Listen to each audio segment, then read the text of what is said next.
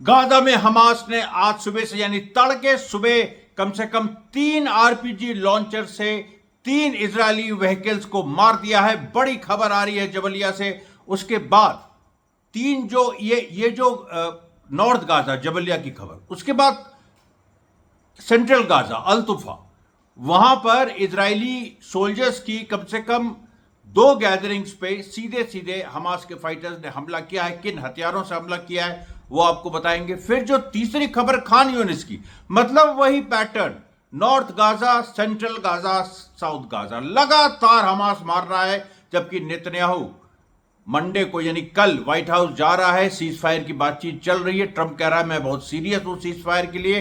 Hamas का proposal Trump तक ने मान लिया, लेकिन नेतन्याहू ने उसको रिजेक्ट कर दिया है। लेकिन रिजेक्ट करने के बाद भी सीज फायर की बातें हो सकती है। बहुत सारी पेचीदा चीजें हैं, बहुत सारी खबरें हैं। ईरान को लेकर भी जबरदस्त खबरें हैं। एक एक चीज सामने आ रही है कि ईरान ने कितना नुकसान इजराइल का किया और मतलब सालों इजराइल उससे उबर नहीं सकता है। तो ये जो सारी बातें हैं, प्लस जो लेबनान, सीरिया और पूरा जो विश्व पे हमारी गिद्ध दृष्टि रहती है, वो पूरा तो हम आपको बताएंगे। तो आज अमरीश मिश्रा स्पीक्स के आज यानी 6 जुलाई 2025, 6/7/2025 अशूरा का दिन, और इसमें हम लोग इसकी भी चर्चा करेंगे कि इसका क्या महत्व है और कैसे करबला से लेकर गाजा एक जंगों का सिलसिला बना हुआ है। इसके बारे में भी हम बात करेंगे।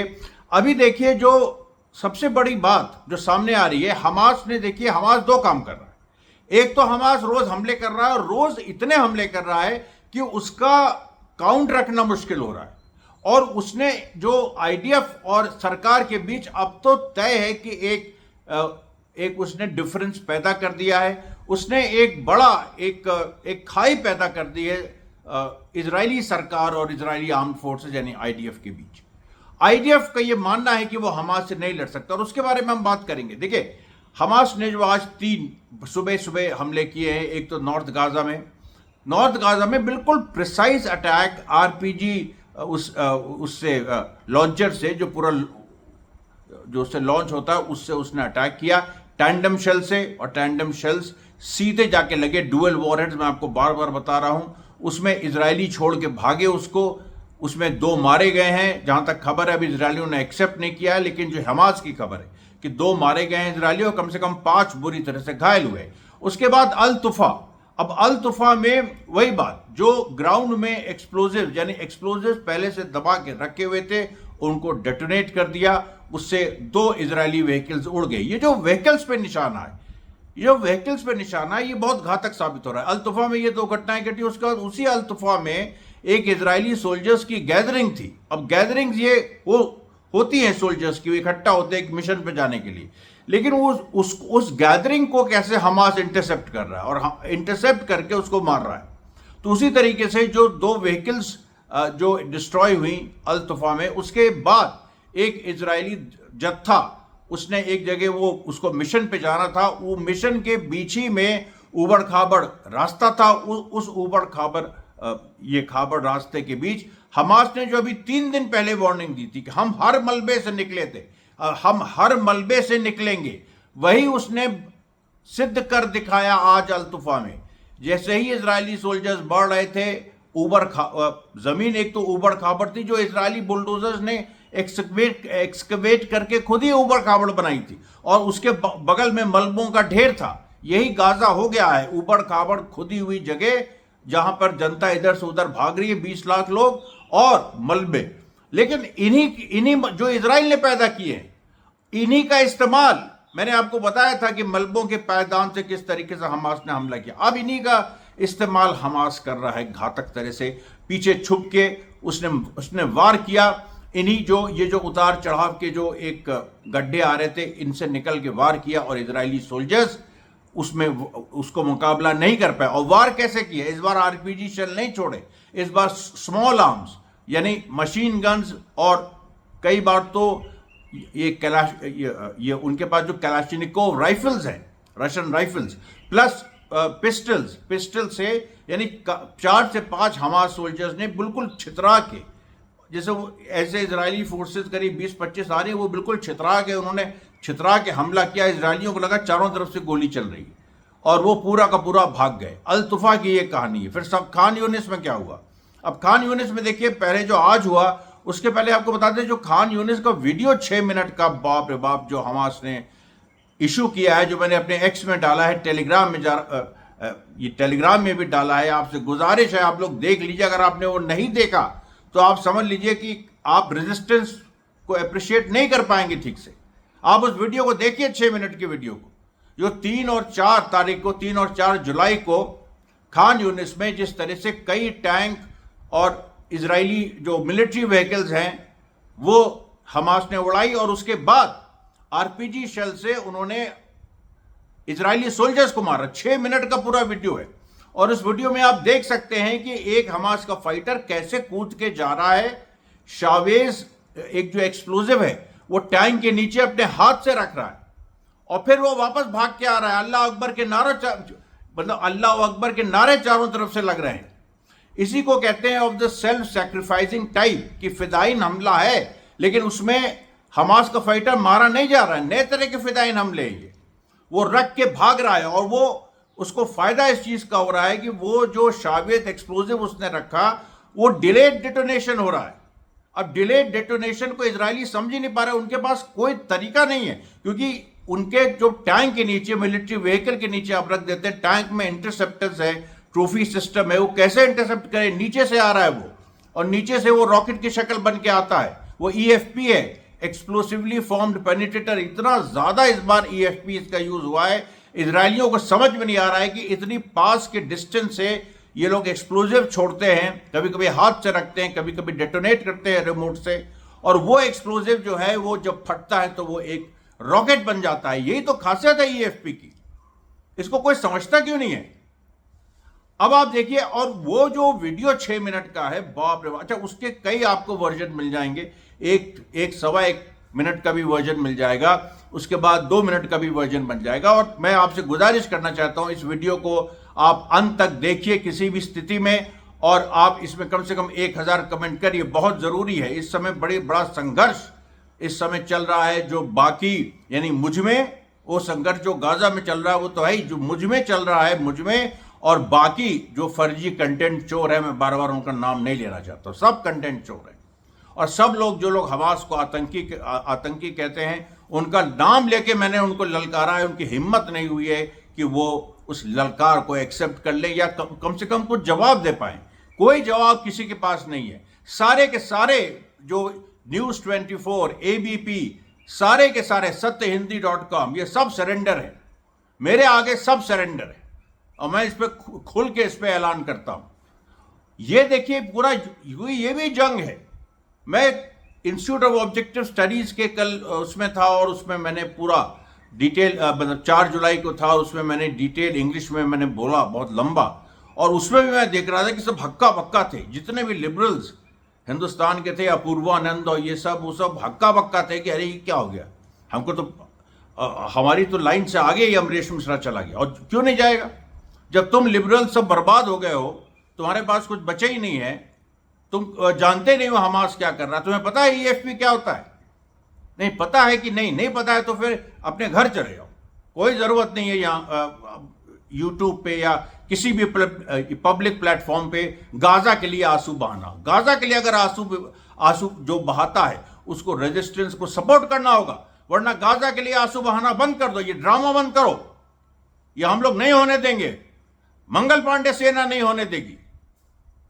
ये देखिए, पूरा भावनात्मक माहौल है इस समय, जो हमास ने कर दिखाया है, एक के बाद एक। मैं कैसे आपको बताऊं कि जो इस समय वेव चल रही है हमास की, जो वेव चल रही है, जो लहर चल रही है, और उस लहर के जद में सब के सब आ रही है। एक गुंडा शबाब, जो आईएसआईएस का गुंडा शबाब, जिसको इजराइल ने खड़ा किया, ये बोल रहा था एक इजराइल रेडियो को कि हम तो हमास को हमने ये कर दिया, वो कर दिया। बोलते बोलते उसकी आवाज भरभरा के वो रुक गया। जैसे वो ये बोलने लगा कि हमास तो अब खत्म हो रहा है, वो एकदम से उसकी आवाज ही रुक गई। ये बताइए, दैवी चमत्कार नहीं तो क्या है? उसकी आवाज कैसे रुक गई? कोई टेक्निकल खराबी रेडियो में नहीं हुई। वो बदमाश 2 कौड़ी का जो अपने को सुन्नी कहता, और ऐसे सुन्नियों पे लानत है सुन्नियों पे जो इस तरह से शबाब को सपोर्ट करते हैं। और ये जो शबाब है अब खुद कह रहा है हमास को हम खत्म करेंगे, और ऐसे बहुत सारे उसके समर्थक भारत में भी हैं। जूता है हमारा उनके लिए, मैं छोड़ूंगा नहीं अगर मंगल पांडे सेना जो राइट विंग जो हिंदू फोर्सेज हैं, जो तथाकथित हिंदू आरएसएस की, उनको नहीं छोड़ती है तो मुस्लिम में भी जो राइट विंग है उनको नहीं छोड़ेगी। जिसने हमास का विरोध किया वो मंगल पांडे सेना के निशाने पे है, चाहे वो कहीं रहता हो, चाहे वो भद्र हो, चाहे वो ये आपके इसमें ये जो दिल्ली में जो एरिया है, ये जो जामिया के पास या उसमें रहता हो या कहीं भी रहता हो, हम किसी को नहीं छोड़ेंगे। आप ये इस चीज को आप देख लीजिए। और मैं आपको बताता हूं कि जो हमास के आगे झुकना सीखो, हमास के आगे झुकना सीखो, हमास की बातों को समझना सीखो, और हमास की जो कैपेबिलिटीज हैं, हमास ने जो अचीव किया है उसको एम्पलीफाई करो। कहां पर कौन से इवन मुस्लिम इलाकों में कहां ये हो रहा है? क्या मेरठ में हो रहा है, मुजफ्फरनगर में हो रहा है, दिल्ली में हो रहा है, कहीं हो रहा है मुस्लिम इलाकों में? वहां पर आप बोलिए ना इस बात को, हमास की वीर गाथा गाइए, मैं आपको सुना रहा हूं रोज। हिम्मत है तुम्हारी, ये जो मिडिल क्लास मुस्लिम्स है। मैं देखिए ये सब हराइमपना जानता हूं, ये सारी चीजें जानता हूं, एक एक लोगों की जानता हूं। ये तो बदमाशी चलती है कि घर बैठ के जो है कुछ कुछ बुदबुदाते हैं कि ये हो रहा है वो हो रहा है। जो हमास की वीरता है जिसने पूरी दुनिया को दंग कर दिया है, ईरान की जो वीरता है जिसने पूरी दुनिया को दंग कर दिया, उसके बारे में बात नहीं करोगे, ईरान का मजाक उड़ाओगे क्योंकि वो शिया है। पागल हो गए क्या? जब मुस्लिम ब्रदरहुड इजिप्ट में भी खड़ा हो रहा है, मुस्लिम ब्रदरहुड जब शियाओं के साथ है, खुमैनी जी के साथ है, और खामनेई जो अभी लीडर है, जो आयतुल्लाह खुमैनी की उनकी विचारधारा के साथ है, तो तुम्हारी क्या औकात है कि कुछ बोल सको? अभी देखिए जो एक बड़ी चीज आई है कि ये जो शबाब गुंडा है, इसको जो हमास ने ललकारा है, और हमास ने ललकार के इसको 1-1.5 घंटा दिया है सरेंडर करने के लिए, इसकी सारी यूनिट को। ये तो भागा फिर रहा है, ये तो इजराइल के प्रोटेक्शन में है, इसको तो आईडीएफ प्रोटेक्ट कर रही है शबाब को, लेकिन इस गुंडे को भी मार देंगे Hamas, within a week मार देगा। खुलेआम ऐसा आपने कभी सुना है? खुलेआम मैं इस समय भारत में बैठ के ऐलान कर रहा हूं कि शबाब मार दिया जाएगा, वो मार दिया जाएगा। मैंने कितनी बार ऐसे पहले ऐलान किया, वो लोग मारे गए जिन्होंने भी हमास का विरोध किया। तो ये देखिए ये जो पूरी बात है, ये जो पूरी बात, और जिसने ईरान का भी विरोध किया उनको भी मैंने कहा वो मार दिए जाएंगे, वो मार दिए गए, चाहे वो भारत में हो चाहे बाहर हो। तो मैं आपसे ये कहना चाह रहा हूं कि देखिए इस समय जो पूरी एक सेंसिटिव स्थिति है, अब ईरान को लेके आप सुनिए, ईरान को लेके ये सामने आ रहा है कि कम से कम 6 इजराइल के गृह मंत्रालय से लेकर डिफेंस इंस्टॉलेशंस, जो 32 स्ट्राइक्स ईरान ने फेटल की, जो बाकी 500 स्ट्राइक्स की वो अलग है, जो 32 खतरनाक स्ट्राइक्स की जिसमें कई इजरायली मारे गए और कम से कम 3000 घायल हैं। ऑफिशियल स्टैटिस्टिक्स है कि कई इजरायली मारे गए, 3000 से ऊपर घायल है, ये ऑफिशियल स्टैटिस्टिक्स है। तो मरने वालों की संख्या तो इससे भी ज्यादा है। ये सारी चीजें, इन सारी चीजों के होते हुए आप बताओ कि ये जो अभी लेटेस्ट खबर आ रही है कि एक इजराइल की जो पूरी डिफेंस कैपेबिलिटी है वो क्रिपल हो गई, और इस हद तक क्रिपल हुई है कि जो लड़ाई हो गई है, अब सीधे सीधे लड़ाई हो गई है, युद्ध हो गया है आईडीएफ के बीच और जो सिविलियन लीडरशिप है इजराइल की उसके बीच। और आज तूतू मैमे हुई बिन गिवर और इयाल जमीर में, जो आईडीएफ के चीफ है, और बेन गिवर ने सीधे इयाल जमीर से कहा कि तुम हमास से डरते हो, तुम्हें गाजा में हमास से डर लग रहा है, तुम्हारे पास वो कुव्वत नहीं है कि तुम हमास से लड़ सको।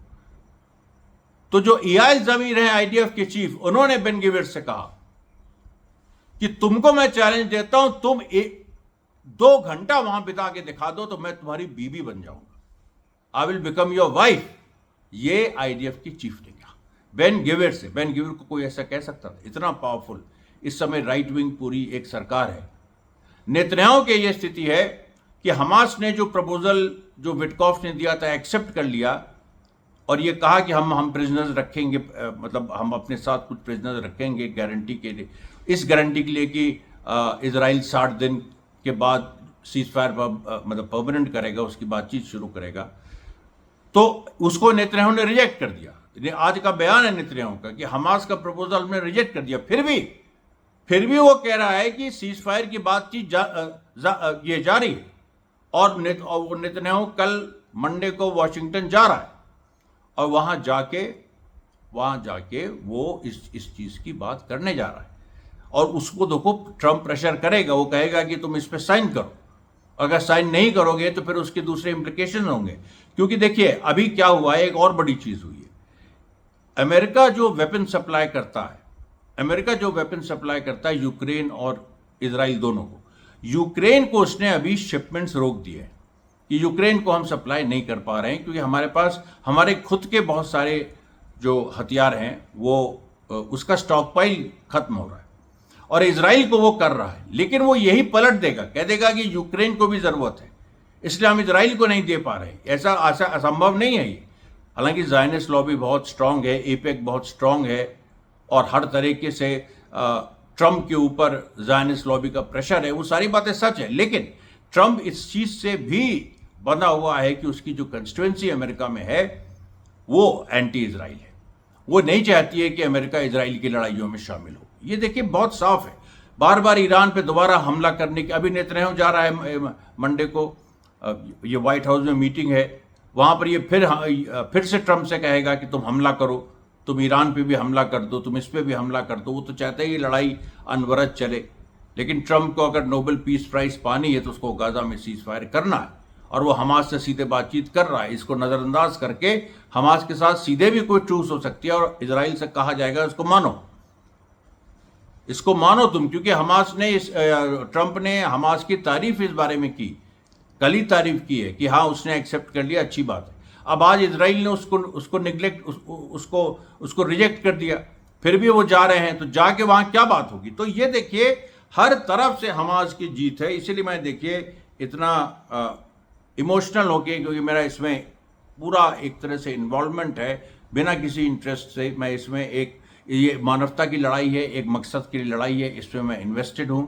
इसीलिए मैं कह रहा हूं कि जो मुस्लिम्स हैं कम से कम उनको समझ जाना चाहिए, जब हिंदू खड़े हो रहे हैं हमास और ईरान के साथ, जो ईरान के शिया हैं उनके साथ हिंदू खड़े हैं, शियाओं के साथ हिंदू खड़े, मैं बार बार कह रहा हूं, और दूसरी तरफ हमास के साथ भी खड़े हैं।